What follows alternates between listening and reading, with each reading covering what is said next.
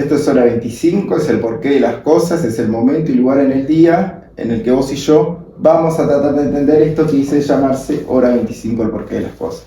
Hoy estamos con Adolfo Fito Garce, politólogo, docente universitario. Si usted tuviera que explicarle, le voy a hacer la misma pregunta que le hice a Daniel Chasquetti, politólogo. Si viene un ciudadano francés y le tiene que explicar qué es lo que ocurrió en Uruguay en estos últimos meses, ¿cómo empezaría? ¿Qué es lo que pasó? Es que ganó la oposición. ¿Por qué? Es un poco más complicado. Capaz que hay que sumar causas, ¿viste? Que a veces en ciencias sociales es difícil encontrar una causa que explique un fenómeno social. Capaz que hay que ir a razonar en términos multicausales. Mira, primera, yo juntaría quizás argumentos de corto, mediano, de largo plazo. Mira, corto plazo. Capaz que la campaña del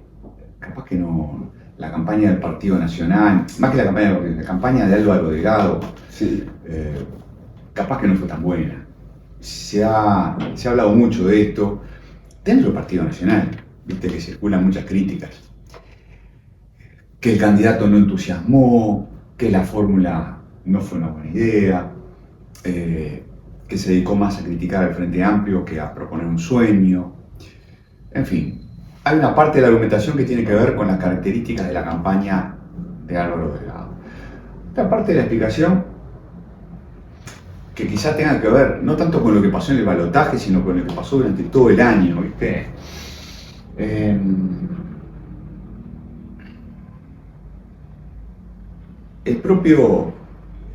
La propia oposición, ¿viste? La propia oposición, cuando concurre separada, del momento que concurre separada es decir, blancos, colorados, cabildantes, independientes, del momento que concurren separados a la elección, se le genera un problema muy difícil, que es después, en noviembre, sumar los votos. Es decir, si en octubre no decidiste votar a Álvaro Delgado, si preferiste a Ojeda, porque Ojeda te convenció de que en realidad el que podía ganar el balotaje, bueno, capaz que es difícil después, capaz que no es tan obvio dejar de votar a Ojeda y pasar a votar a los blancos. Es como que es natural que haya una fuga de votos de octubre a noviembre. Todos los partidos de la coalición hicieron un esfuerzo muy grande por fidelizar, ¿no? Por evitar la fuga. Pero como que es natural que haya fuga. La fuga fue pequeña, pero bueno, una fuga pequeña con un Frente Amplio que ya estaba en el 44%, alcanzó para que ganara el Frente, para que perdiera la coalición. Es decir, hay un factor de corto plazo que es las características de la campaña, Álvaro Delgado, ¿no? Valera Ripoll, etc. Hay un factor ya, quizás, el factor 2024, cómo concurren en la elección separados los partidos de la coalición, que les dificulta después coordinar entre sí en el balotaje. Pero después hay otro factor, del que se habla relativamente poco, creo yo, en el propio mundo de la coalición, que para mí es importante, que es que si el Frente en lugar de haber sacado 44 hubiera sacado 42, el gobierno no perdía. ¿Por qué el Frente sacó 44 en octubre? Es decir, ¿por qué recuperó tanto respecto a octubre del 2019? Yo creo que porque primero fueron años difíciles, pandemia, sequía, etc. Pero segundo, porque hubo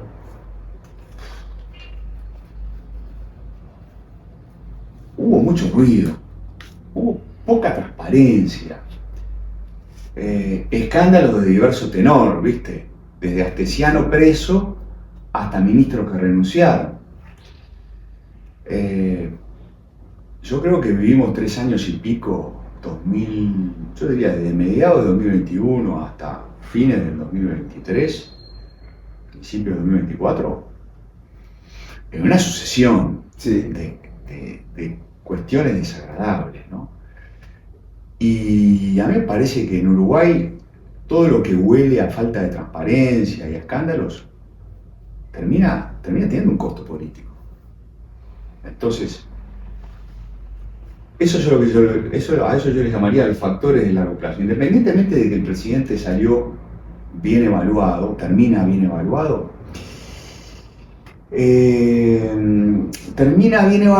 pero envuelto el gobierno en una nube una nube un poco turbia, por momentos oscura, por momentos muy desagradable. Y a eso hay que sumarle que, el Frente hizo razonablemente bien su trabajo, es decir, fue una oposición muy dura, intransigente, por momentos injusta. Ejemplo, la pandemia. La pandemia, desde luego, el Frente se equivocó mucho con eso de la pandemia. Y sigo con la seguridad social.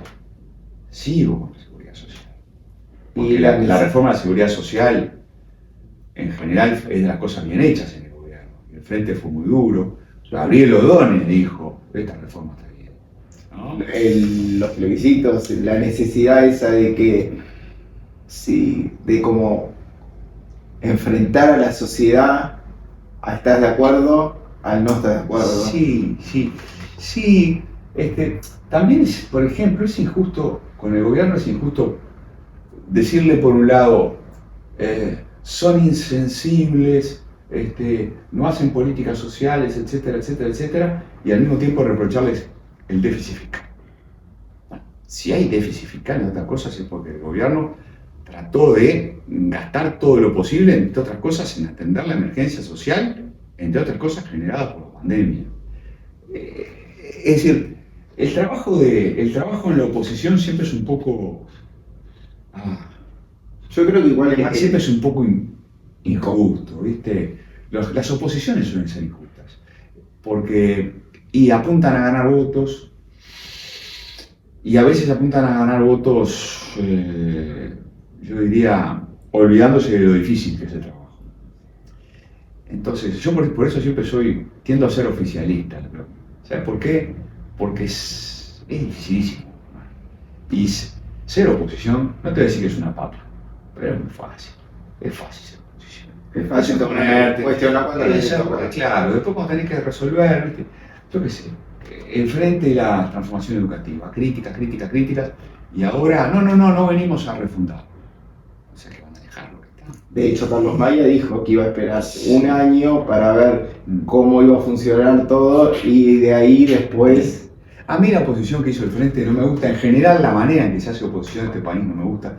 Cuando están los blancos en la oposición tampoco me gusta, ojo. Es decir, en este país se hace oposición de un modo un poco, a veces, no te voy a decir frívolo, pero un poco deshonesto, te diría. La manera de hacer oposición en este país a veces es deshonesta, porque los partidos que están en la oposición se oponen a todo y después cuando están en el gobierno resulta que no estaban en contra de todo, estaban en contra de algunas cosas, porque por algo después no las cambian. Es decir, escándalo cuando estás en la oposición y continuidad cuando estás en el gobierno. Es un poco injusto. Algunos colegas míos dicen, es la manera de hacer política, porque es la manera de ganar votos.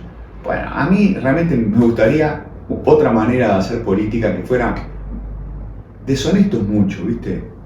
Una manera, voy a decirlo como un modo un poco más, piadoso, una manera un poco más sincera de hacer política, ¿viste? Más sincero. Pero los políticos son sinceros. Deberían, para mí, ¿viste? Cuando están en la oposición son poco sinceros. Me pasó ahora con las elecciones que yo miraba los periodistas que decían los candidatos no salen a hablar. Y dije, voy a ver qué dice la gente. Fui a la Plaza Caganchi uno más y le he preguntado. Y a la gente no le importaba si el candidato salía a hablar o el candidato no salía a hablar, porque ya tenía una idea conceptual creada de lo que podría llegar a decir y de lo que no podría llegar a decir el candidato. Sí. Me pasó, por ejemplo, cuando yo dije lo de Orsi, que la postura desamesurada que él tomó, nadie la podía cuestionar. Cada uno elegía ser político, elegía ponerse en ese rol si veía que desde su punto de vista le convenía. ¿Quién era fulano de tal para decir, no sale a hablar o no sale a hacer entrevista? Si el tipo decidió tomar esa posición y al final le favoreció o le jugaba en contra, el único responsable iba a ser él. Sí. No iba a ser mucho, no. Eso de... Y ahí sigue viendo una falta de desconfianza de la gente, por más que la gente vota, todo, que Hay desconfianza. Hay desconfianza por el sistema político. Hay una frase que me quedó marcado de un señor que para mí es graciosa y tiene que ser explicativa en un contexto, que dice: acá en el Uruguay no hay corrupción, o se la llevan todos y ninguno dice nada. Comparado a lo que es en Argentina, mirá, que hay esos escándalos brutales. A ver, mirá, Kevin, yo lo veo así. Lo primero que tiene que saber nuestra gente es que vivimos en la mejor democracia de la región. No nos podemos olvidar de eso. Es la mejor democracia de la región. Tenemos la élite política más seria de toda la región. Acá se habla. Por lejos. O sea, este es un país serio, de políticos serios, de partidos serios.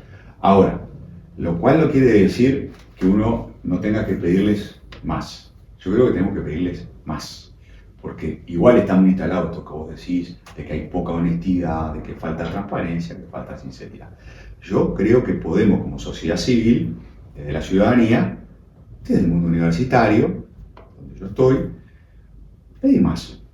No solo podemos, debemos pedir más.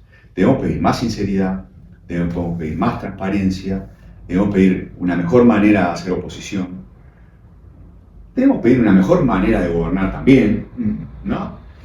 Tenemos que pedirle más, sin enojarnos, no, sin enojarnos, porque si nos enojamos es peor, ¿no? No hay que enojarse, pero hay que reclamar un poco más. Te pongo un ejemplo, mirá, capaz que otro ejemplo de cosas que tienen que cambiar. El Frente hizo campaña electoral ahora diciendo que no va a subir impuestos, sin hablar de impuestos. Pero todavía no asumió el gobierno y ya se habla del IVA personalizado. Sí. Entonces, a mí me parece bien, a mí, como ciudadano, me parece bien el IVA personalizado. Me parece bien, ¿no? Me parece bien que la gente que tiene más pague más impuesto a la renta y pague más de IVA. Me parece bien. Lo que no me parece bien es que el gobierno que ganó la elección vaya a implementar el IVA personalizado sin haber hablado del IVA personalizado durante 10 meses de campaña. Honestamente no me parece bien. Y sin haberlo explicado, sin haber... No me parece. Pero ese es el dilema que tiene la sociedad con la política, de que dicen pero no hacen, plantean, pero es como todo llega no sé, hoy de repente, no sé, nosotros planteamos o nosotros queríamos hacer esto y a lo último la sociedad como por ahí nomás te dice, bueno, no pudo porque pasó tal cosa, pero siempre queda en ese imaginario del decir y no hacer. Sí. Y cada vez más en los jóvenes, pues yo veo que es política.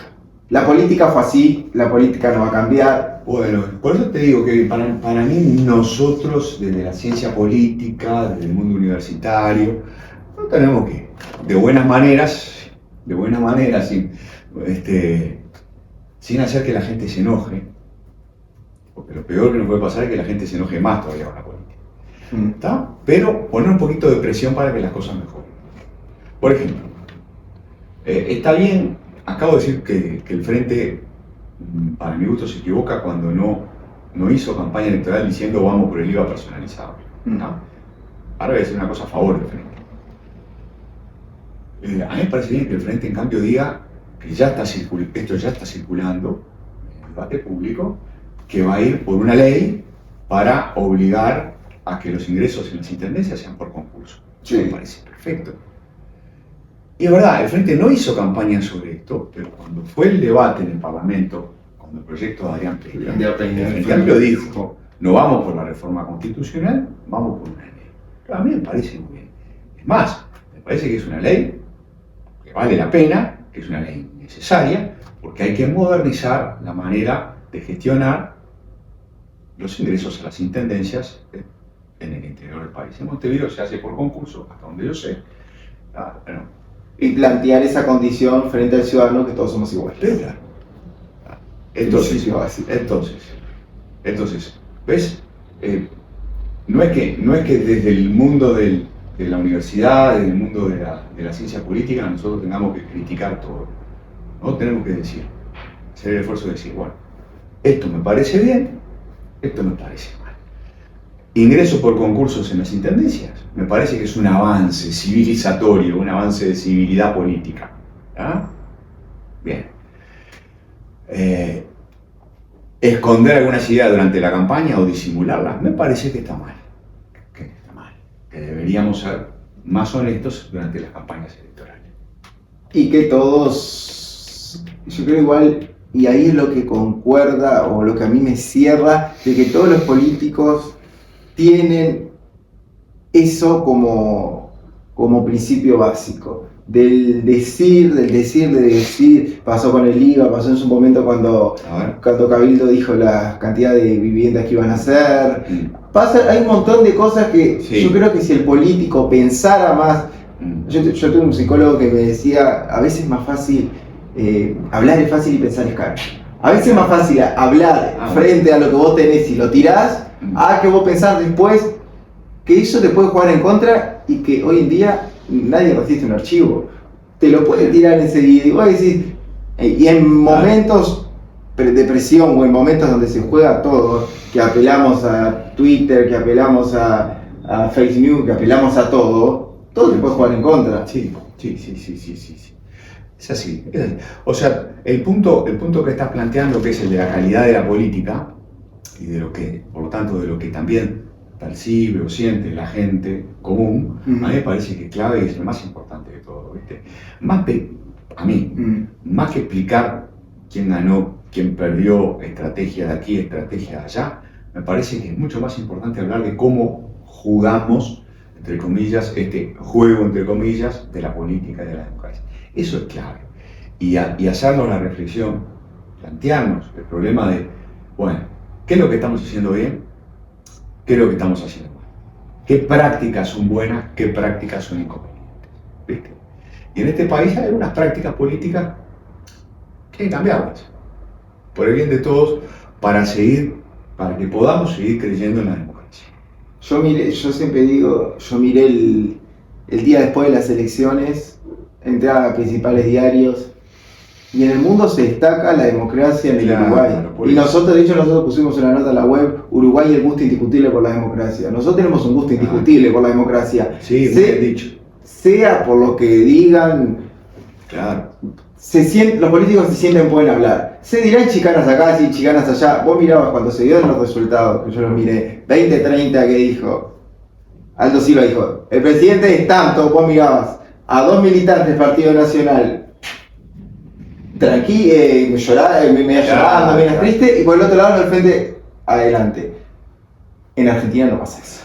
Claro. Acá nosotros tenemos una institucionalidad, por más de sea color político, que hay que respetarla, y que por más que haya actores que quieran picantear o quieran como que yo no digo la institucionalidad, sino que la política, a mí yo hablar de un periodista argentino que me dice, pasa ustedes los uruguayos son aburridos. Claro. No es que somos aburridos, nosotros vivimos la política de otra manera. Sí. Por eso, mirá, las dos cosas son ciertas. Tenemos la mejor democracia de la región, en una región donde la política es de mala calidad. Hay que partir de esa base. América tiene cosas preciosas, tiene una literatura fantástica, tiene una música hermosa, en fin, tiene cosas maravillosas en nuestra región y tiene una política mala. Sí, la verdad. Una política mala. Este es el continente de las dictaduras. Sí. Siempre en clase decimos, hay que llegar, fíjate vos, hay que llegar a 1978, 1979, para que empiece a predominar la democracia en la región. O sea, durante 3/4 partes del siglo XX, lo que predominó fue la dictadura, el autoritarismo. Es terrible.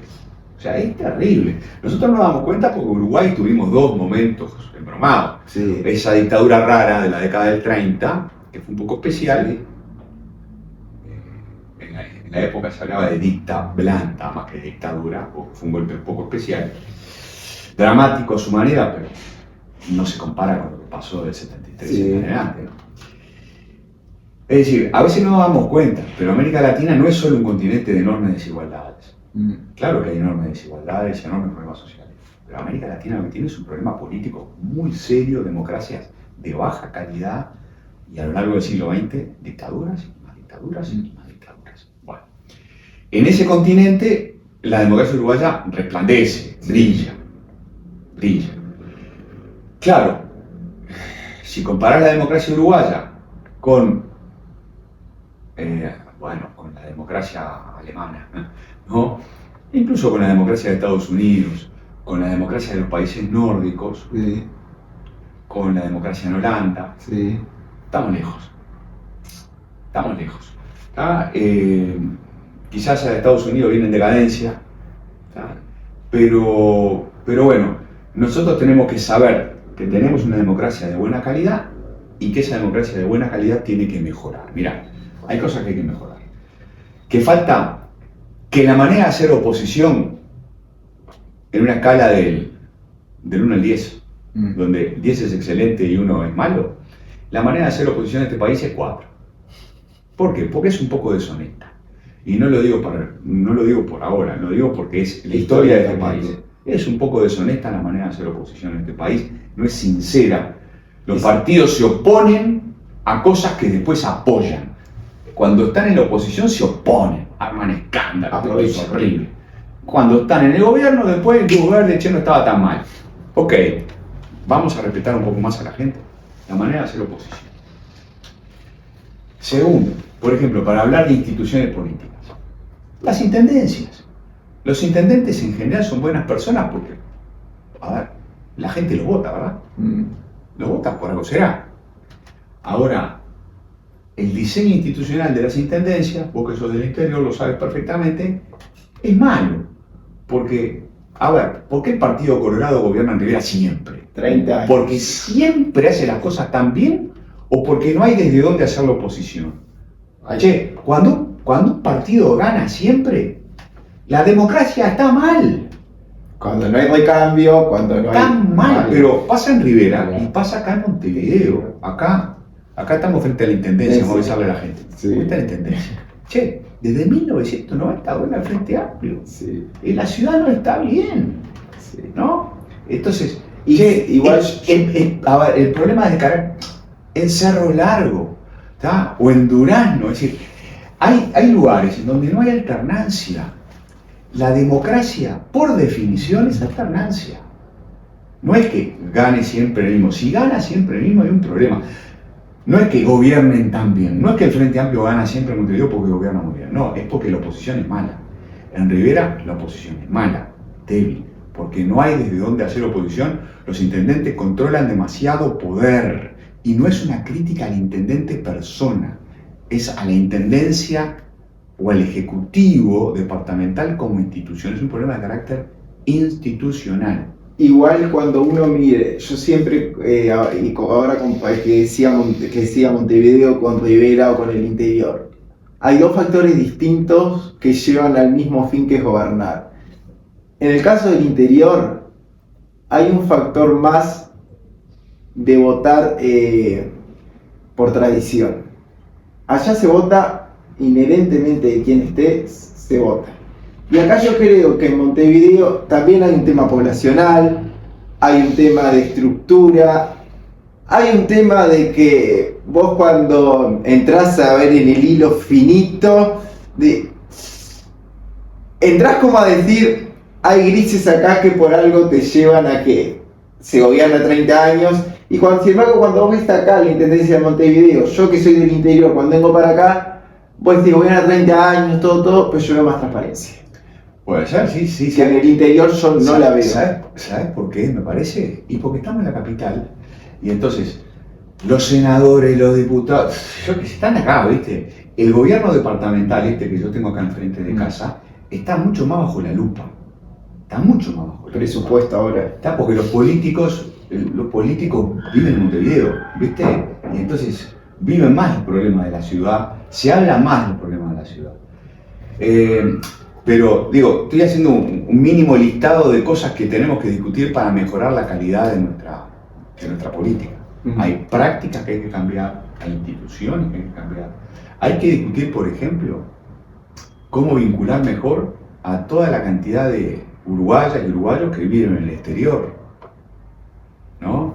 Mi hija vive en Barcelona, no vota en España, no vota en ningún lado, ¿tá? Y no votó en esta elección, ¿por qué? Y porque hay que tomarse un avión para viajar, ¿viste? Es caro.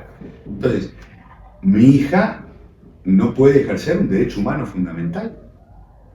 Un derecho humano. Estamos hablando de un derecho. La gente que vive en la diáspora y que no tiene la nacionalidad, y son cientos de miles, Sí. no votan. Entonces, sin ni hablar la gente extranjeros que vienen acá y que están en condición de... Y demoran muchos años en poder votar. Los amigos venezolanos, todos esos que andan acá, 27% de los inmigrantes son venezolanos. ¿Sí? ¿Cuántos votan? Mi amigo Ángel Arellano recién pudo votar en esta elección hace años que está en Uruguay, tuvo años y años para tramitar la ciudadanía. Pero, por ejemplo, para mí, ya se discutió hace unos años en el Parlamento por iniciativa de Jaime Trobó, la gente que está en el exterior tiene que poder votar diputados. Obviamente. Todos diputados. Todos. Que no voten a presidente, que no voten a alcalde, que no voten en las elecciones municipales ni en las elecciones departamentales, pero que no voten presidente tampoco, pero que su voz sea escuchada, la voz de todas y de todos los que viven en el exterior, pueda ser escuchada en nuestro Parlamento. El voto epistolar fracasó en su momento, bueno, vayamos por el voto consular, ¿no? Hagamos un acuerdo político para que eso sea posible. Ahí tenés otro ejemplo de cosas que cambiar. Otro ejemplo de cosas que hay que cambiar, que tiene que ver quizás más que con instituciones, con prácticas. Che, ¿cómo hacemos para que haya más mujeres?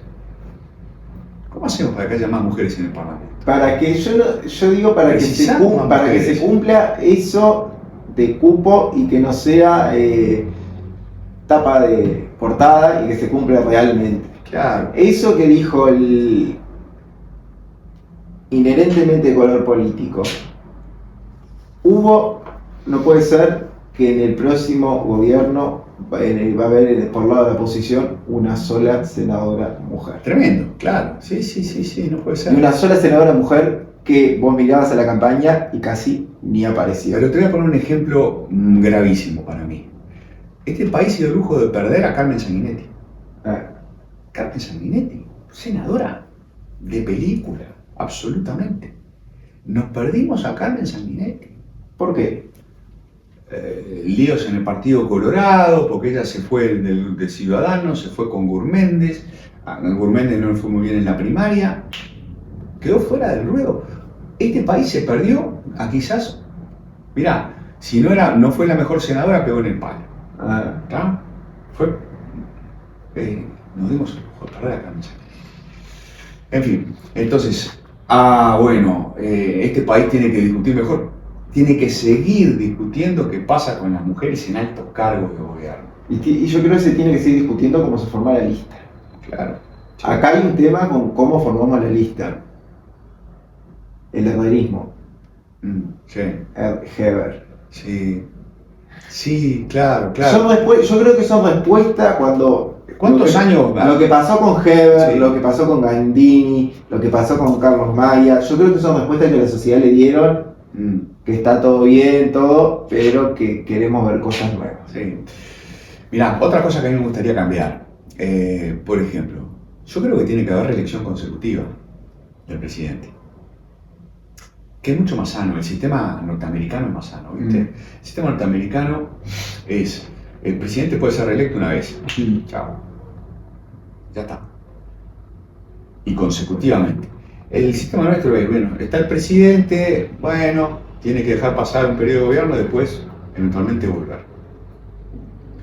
A mí me parece que es mejor que, si le fue bien, que pueda ser reelecto. Tabaré Vázquez le fue bien, hubiera sido mejor que fuera reelecto en su momento.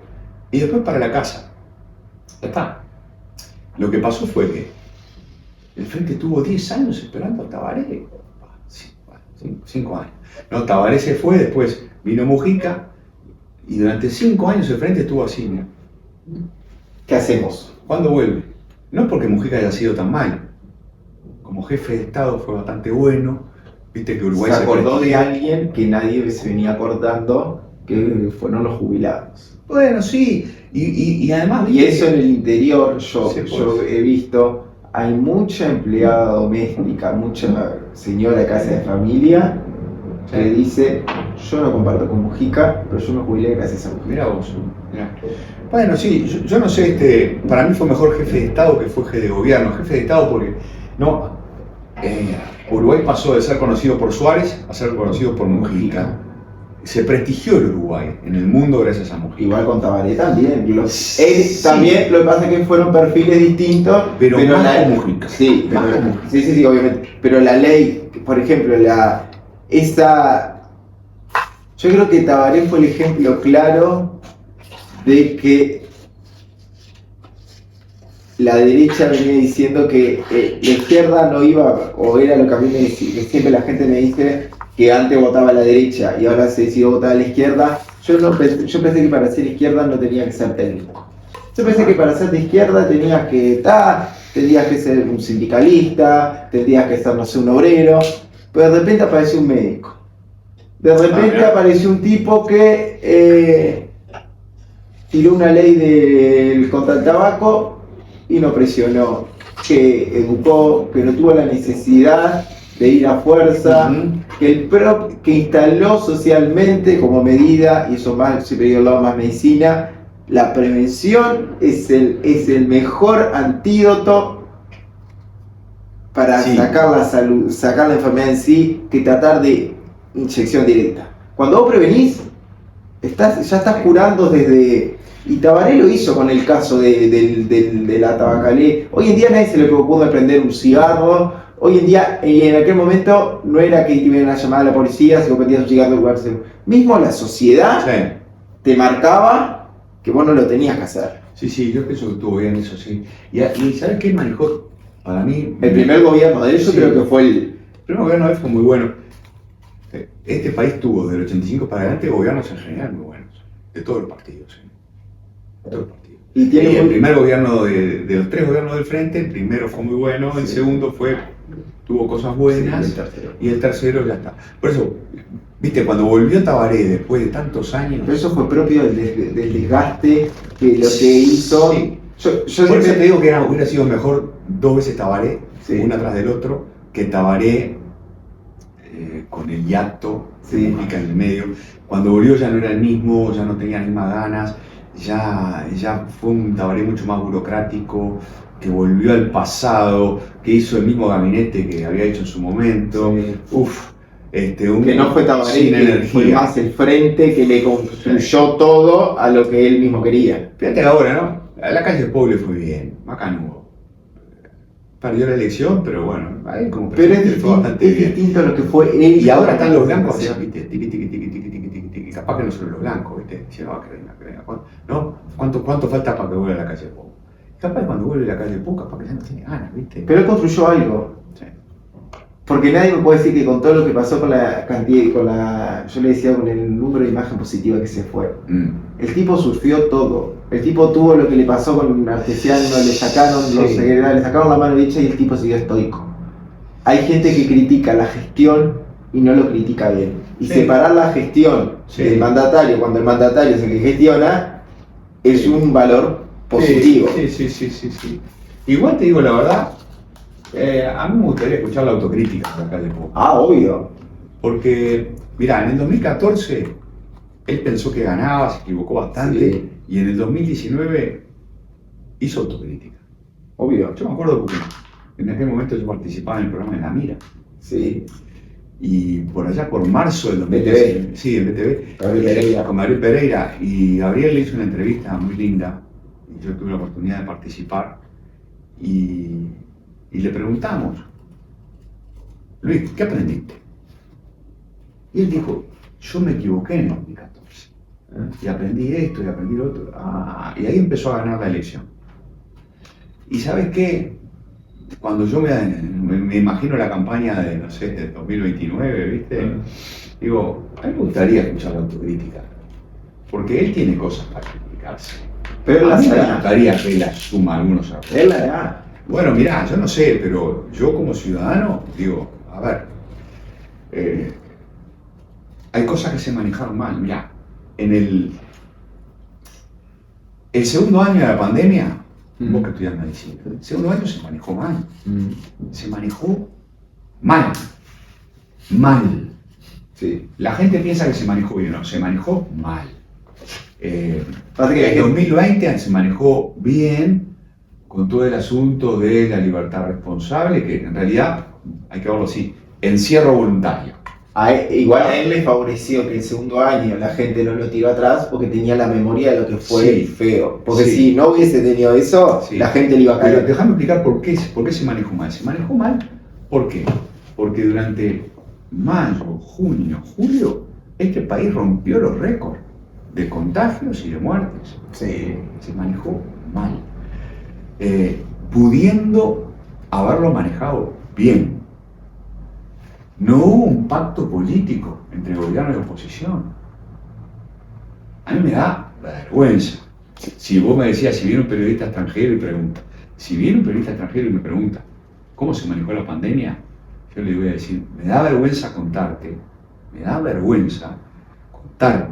que en este país hubo pandemia y los partidos de este país no fueron capaces de hacer un pacto. Me da vergüenza primero lo que hizo el Frente, el PCDT, me da vergüenza. Sí. Pero también me da vergüenza, al principio de la pandemia, el primer mes del Frente, porque el Frente se dio cuenta bastante rápido que se había equivocado y rebobinó. Pero después me da vergüenza que el gobierno haya sido tan cerrado de no querer pactar con el Frente Amplio al principio del 2021, porque lo que había que hacer al principio del 2021 era bajar la palanca, bajar la llave general, como dijo Radi, y no lo dijo públicamente, se los dijo primero a ellos, al piso 11, y después lo dijo públicamente. Lo que había que hacer era volver a marzo del 2020, es decir, decirle a la gente, todos los partidos políticos juntos, conferencia de prensa de todos juntos, había que haberle dicho en febrero o en marzo del 2021, había que decirle a la gente, che, ¿se acuerdan de hace un año? ¿Se acuerdan cuando nos quedamos en nuestras casas? Tenemos que hacerlo. ¿Por qué tenemos que hacerlo? Radio, explícalo. Ahora explícalo vos, Fernando Pereira. Ahora explícalo vos, la calle del Pogo. ¿Entendieron, muchachos? ¿Tá? Es un mes, ¿eh? En un mes bajamos los contagios. En un mes se apaga esto. En un mes se apaga. Sí. En 3 semanas se apagó. En 3 semanas se apagaba. Entonces, era parar un mes. ¿Cuál era el costo económico? Nada. ¿Sabes qué? Para mí, yo quiero escuchar esa autocrítica. Yo quiero escuchar la autocrítica de cómo se manejó el tema del puerto. Porque como dijo Manini fue primero, al que yo se lo escuché primero. ¿Cómo vas a hacer un pacto? Perdón. ¿Cómo vas a hacer resolver un problema heredado del Frente Amplio? ¿Está bien? Un problema que le dejó el Frente Amplio al nuevo gobierno. Está bien, todos los gobiernos dejan soluciones y problemas.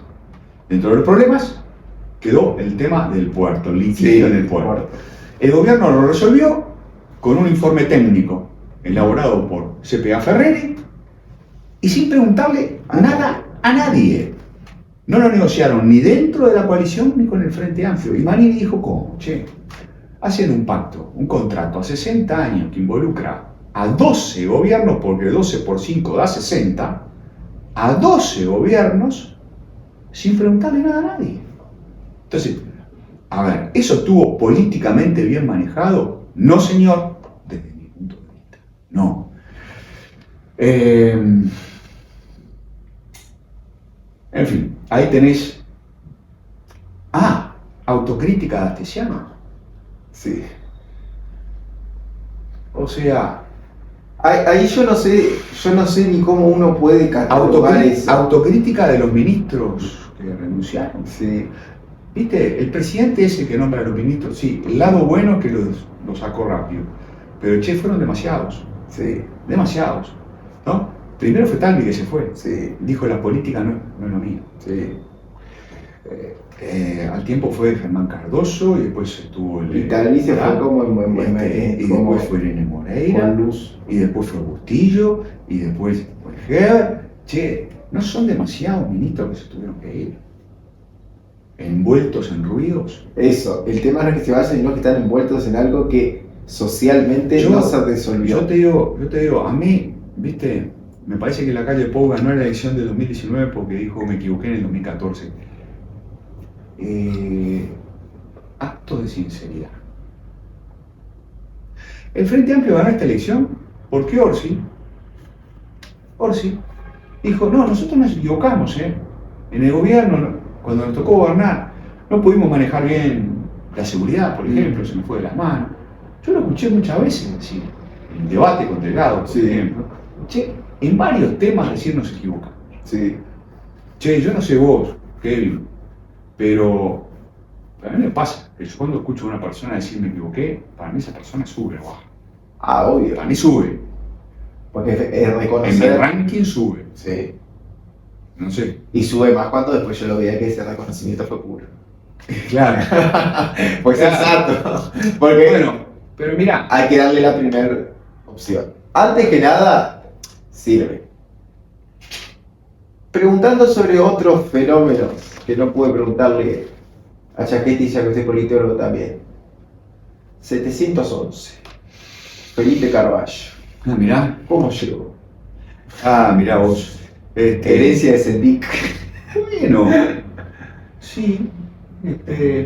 Bueno, ese es un tema que alguna gente, Daniel Chaquetti ha estudiado esto, las famosas colectoras de votos, todo este asunto de juntar. Yo la primera vez que escuché hablar de esto fue en la elección pasada, cuando misteriosamente la vertiente artiguista terminó votando muy bien, viste, teniendo una representación importante en el Senado. Y la gente dijo, ¿cómo hizo? Bueno, es una cosa muy especial. Muchísimas listas en todo el país, todas acumulando, sumando para el mismo Senado. Hay gente que dice que eso hay que cambiarlo, que es poco transparente. Bueno, y fue lo que hizo Fernando, lo que hizo Felipe Carballo. Sí. En fin, los votos los juntó. Lo juntó. Creo que sí. Ahí queda en cada uno. Y mira, ¿me parece o no me parece? Déjame decirlo de esta manera. Este país, una de las cosas buenas que tiene es que suele aprender. Este es un país que aprende. Mira, el año pasado, 2023, estamos grabando esto, 2023, publicamos con Fernanda Boidi un libro que se llama La democracia uruguaya ante el espejo,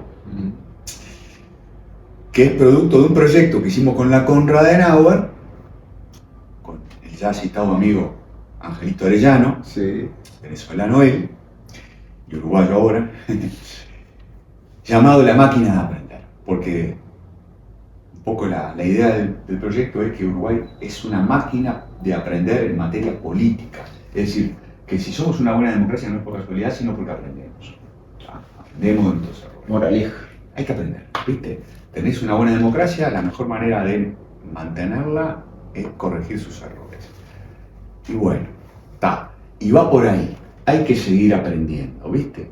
Y entonces, ¿este país qué precisa? Precisa, seguramente, en ese contexto, revisar su última reforma constitucional, que se discutió mucho, se aprobó en el 96, entró en vigencia en el 97, que es la reforma constitucional que crea la candidatura única por partido, las primarias, que separan el tiempo de las elecciones departamentales y municipales de las elecciones nacionales, bla, bla, bla. Reformas electorales importantes. Sí. Este país tiene que revisar lo que hizo hace ya, pronto 30 años. Se van a cumplir en el 2026 30 años de la reforma. 30 años y no. Es inédito, que este país pase 30 años sin discutir qué cambiar. Es inédito. Este país está todo el tiempo discutiendo qué cambiar. Bueno, sí, es cierto, tuvimos la discusión sobre el voto epistolar, ¿viste? Pero la verdad, es tiempo de revisar. En serio. Es tiempo de un gran debate político, académico, ciudadano, que involucre a todo el mundo, a ver qué es lo que hay que mantener y qué es lo que hay que cambiar en nuestra Constitución. Hay cosas para cambiar. Y quizá este asunto de las colectoras de voto, ¿no? Quizás merezca ser discutido, como merece ser discutido el voto desde el exterior, como merece ser discutido la mayoría automática en las elecciones departamentales. Hay que terminar con este asunto de que el partido que gana la elección departamental se lleva la mayoría de la junta departamental. Solución perfecta para que el intendente haga lo que quiere. Porque la junta departamental debería servir para controlar al intendente, no para aplaudirlo.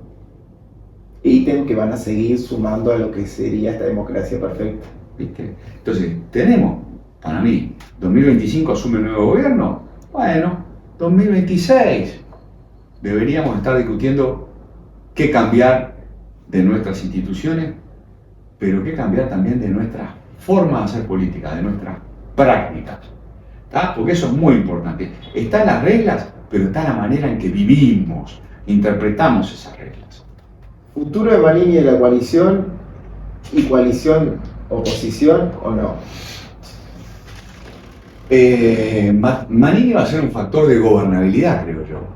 Esos dos votitos mágicos que Cabildo, estando de este lado de la vitrina. Claro, Cabildo es un socio difícil, porque vamos a decir la verdad. A este gobierno formó parte de esta coalición, pero dentro de la coalición había que negociar con Manini, no era fácil, ¿no? Bueno, al frente le va a costar negociar con Manini, pero se va a poder entender con Manini o con esos dos diputados en varios temas, en temas de política económica. Te pongo un tema que capaz que la gente desconoce. Para el Frente Amplio es prioritario crear una universidad de la educación. Sí. ¿Sabe quién está de acuerdo con eso? Porque está en su programa. Manini. Manini. Entonces, con el Frente en algunos temas con Manini se va a poder poner de acuerdo. Y bueno, y Manini no va a formar parte de ninguna estructura de la coalición en la oposición. Che, no hay coaliciones en la oposición. ¿De dónde salió esta idea de que las coaliciones se forman para ganar elecciones y para gobernar? En Europa, ¿vos ves coaliciones en la oposición? No hay coaliciones en la oposición. No, hay una coalición de gobierno que cada tanto se desarma y se crea otra coalición. Entonces, lo que vamos a tener ahora son los colorados, los blancos, Cabildo, el Partido Independiente, cada cual actuando independientemente, todos ellos probablemente cuestionando al gobierno, con distintos tonos, algunos más críticos. Yo me imagino en la lista 40, por ejemplo, en la lista 40 va a ser la más crítica con el gobierno, lejos. ¿Está? Y después capaz que tenemos a Ojeda, sí. Y después capaz que tenemos a otros, después capaz que tenemos al Partido Independiente, no sé cómo va a ser, ¿viste? Pero estoy seguro que la 40 va a ser la más dura. Obvio, sí. Y en la otra punta, y capaz que está Bordaberry, y Manini. Capaz que los más dispuestos a negociar y acordar es que van a ser Bordaberry y Manini. Los más mesurados, entre comillas. No sé si mesurado capaz que está mal, pero los más con posibilidad de habla son Bordaberry y Manini. Porque de hecho ahora cuando llamaron a Bordaberry fue a hablar con Orsi lo más bien. Cuando el Partido Colorado salió como despegándose de eso. Sí. Entonces, mira, viste que se discutió mucho en el Partido Colorado, ¿no? Sí. Este asunto de hay gente que cree que el Partido Colorado tiene que actuar como un todo, digamos como un actor racional unificado.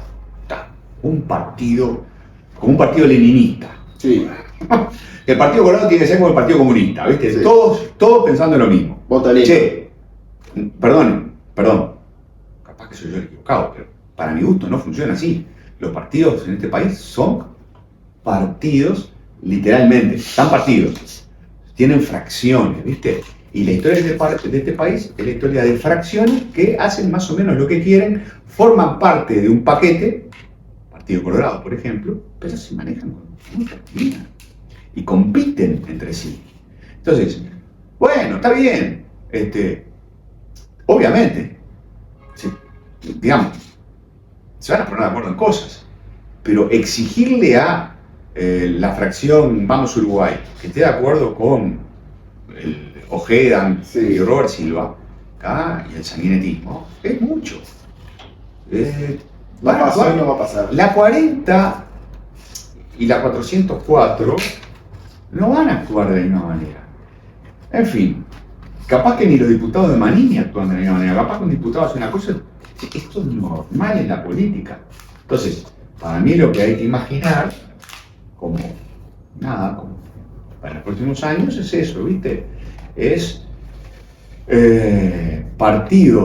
los partidos que integraron la coalición, manejándose con cierta independencia, yo diría, generalmente con independencia, y coordinando cada tanto acciones, interpelaciones, declaraciones, actividades, ¿no? Coordinando para que la gente se acuerde de que forman parte del mismo paquete. Para ir cerrando, Salle, ¿qué haremos con Salle?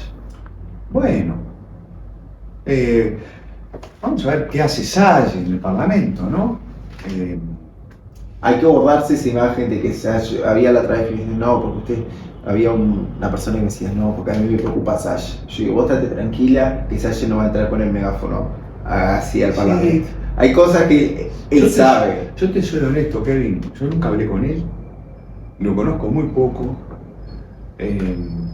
Yo en las elecciones primarias, cuando sacaron los 2 diputados, me acerqué. Mirá. Y no es tan frontal Mirá. como pareciera ser. Bueno. Es un poco de publicidad. ¿Sabes qué? Mirá.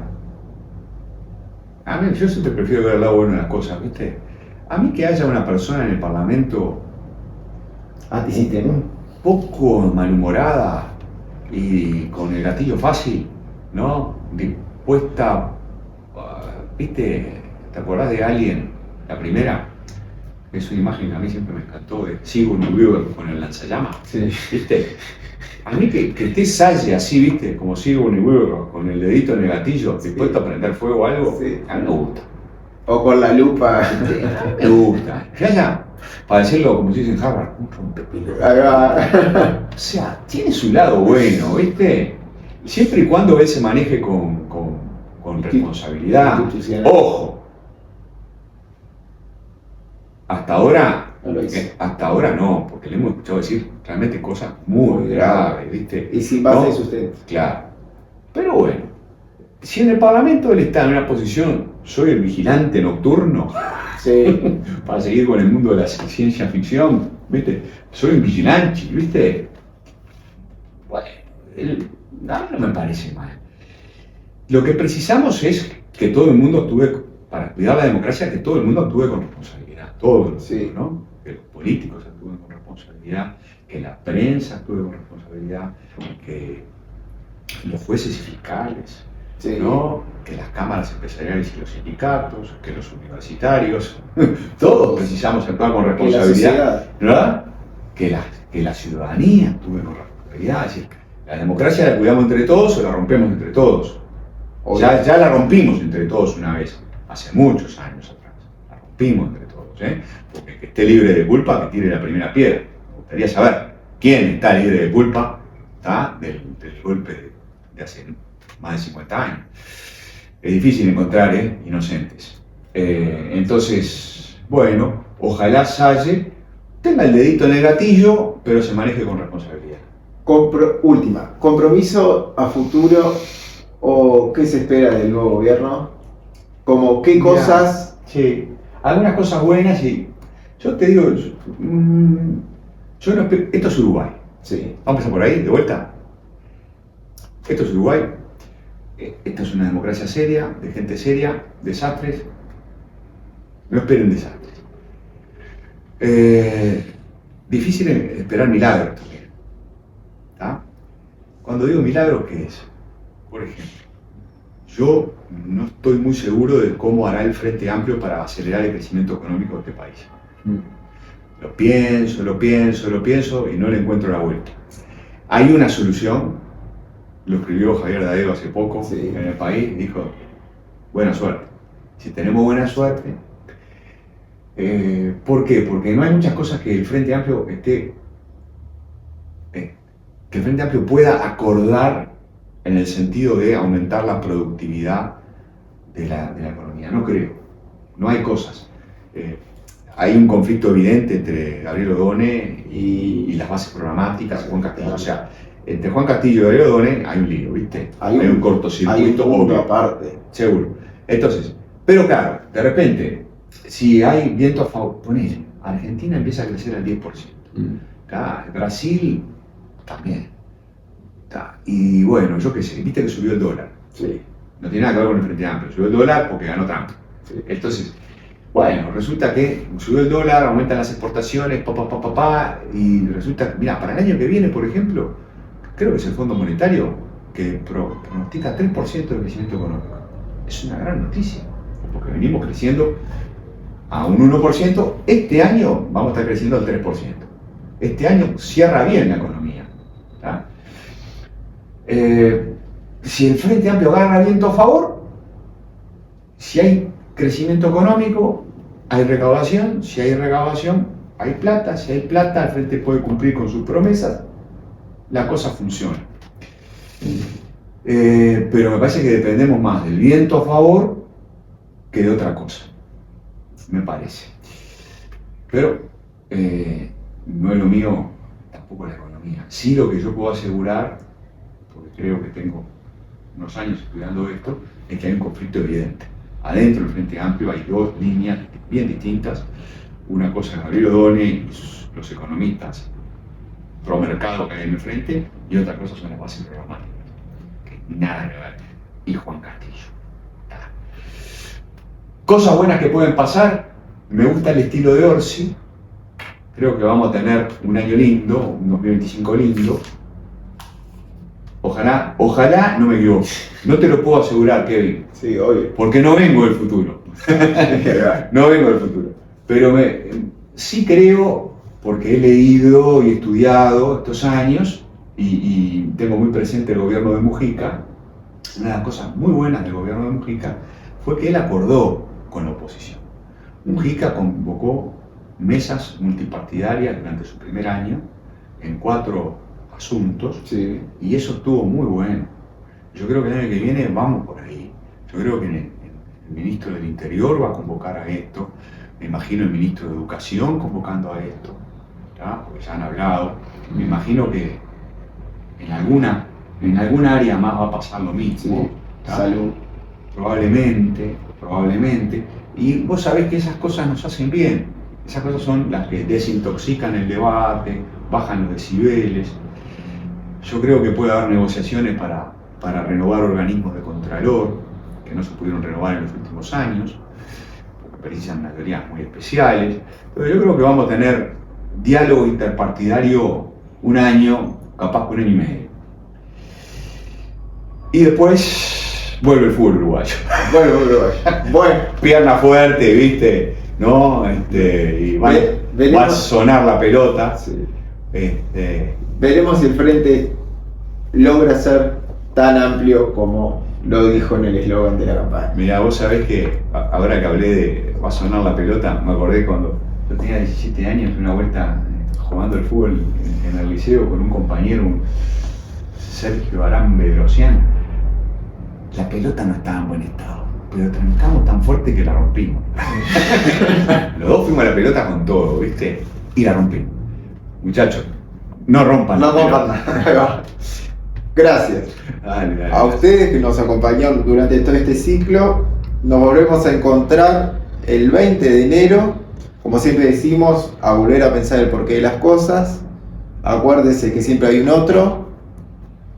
Que es importante pensar, ser feliz y que todo lo demás es una simple anécdota. Chao.